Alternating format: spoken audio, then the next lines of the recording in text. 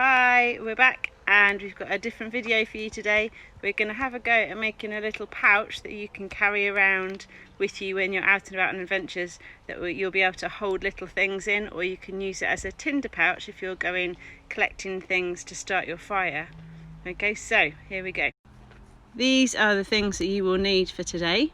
So I've got a large plate, some material, so this could be felt or leather or some thick material. I've got some leather cord, but it could equally be string or something like that. Some scissors, a pen and a pencil. Okay, let's get started. First, take your material, lay it out flat and draw around the plate to give you a large circular shape. Use your scissors to carefully cut your circle of material out. Once you have cut your circle of fabric, you're going to mark some hole areas. So we folded the material in half and marked about 1 centimetre away from the edge. Now we're going to open it up and fold it in half the other way. So this is quite a good way to roughly get them equally spread out. And then we're going to mark the other two sides about 1 centimetre in. And if we open that up, that will give us our 4 dots in the corners. So once you've got your 4 holes, you're going to sort of work out about halfway between those and add on 4 more dots. So that will give you a total of 8 dots. So we're just doing this by eye. You can obviously put this as a maths task and work out the angle you need to go around. Once you have got 8 dots, you're going to find the in-between point of those and add on another dot each time. So that will give you a total of 16 dots all the way around. And these are marking where your holes are going to go.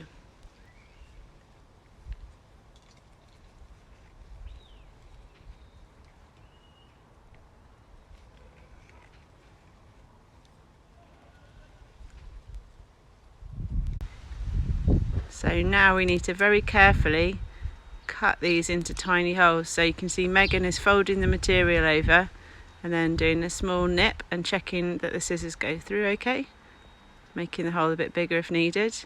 Moving on to the next one, folding the material over, doing a little nip with the scissors and then checking that the hole goes through. So we need to go round and do this for our 16 holes.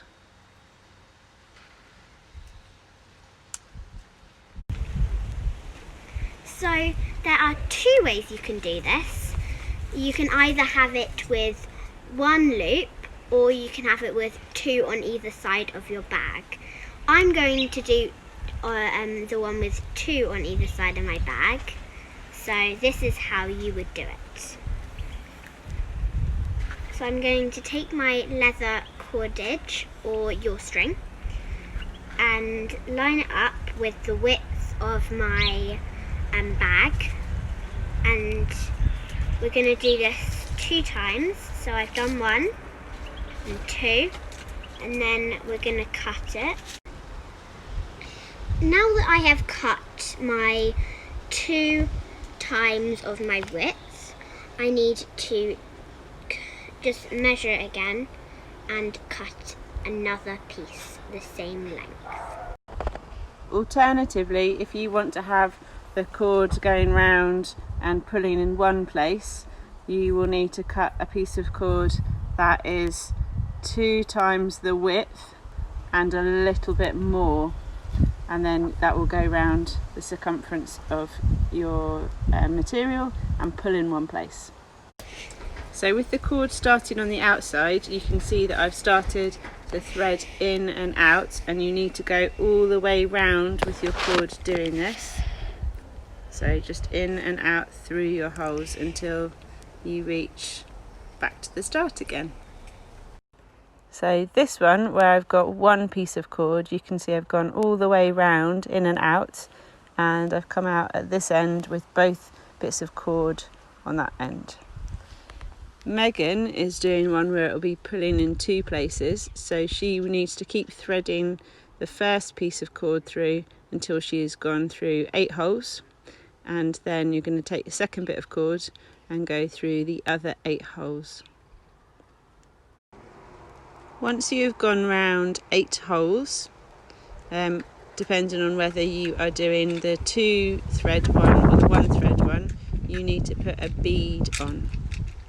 So if you're doing a 2 threaded one, you need to put a bead on each side, and if you are doing a 1 threaded one, you just need to put 1 bead on and carry on threading. Megan's one, she's put a bead on either side of her first thread, and now she's going to use her second thread to go in a separate hole and carry on threading all the way around. Once you have got all the way round, you need to thread the other thread through the bead as well, like so.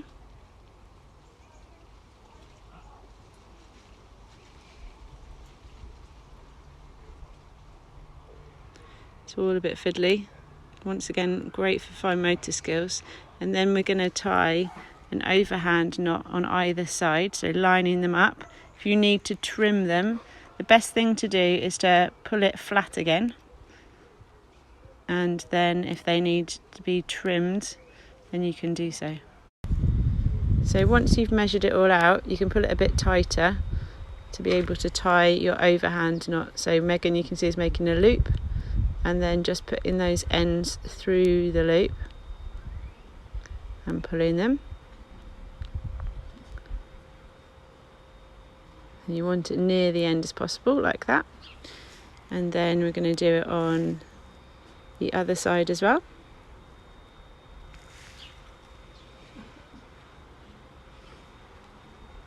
So an overhand knot, making a loop, poking both ends through.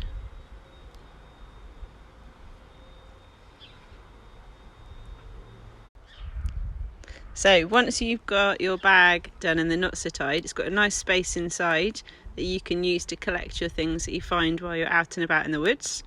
And if you slide the beads down, the bag will tighten up.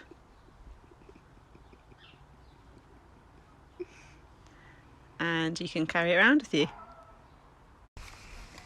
So we've finished making our pouches, and we're going to take them out on our next adventure to see what we can find and collect.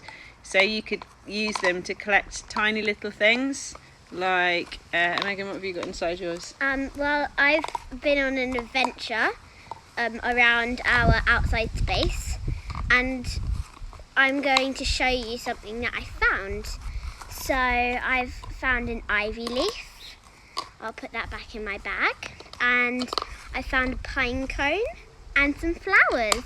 So you can collect your things while you're out and use it as your collection bag. Another thing that it could be used for, which we'll show you in a future video, is a tinder pouch. So while you're out and about collecting things that you can use that's are dry to use to start your fire. So we're going to use ours as that, and we'll show you that in a future video. If you've enjoyed our videos, make sure you check out our YouTube channel, Forever Green Forest School. Subscribe, hit the notification bell so you get notifications when we upload new content. Have a good day. Bye. Bye.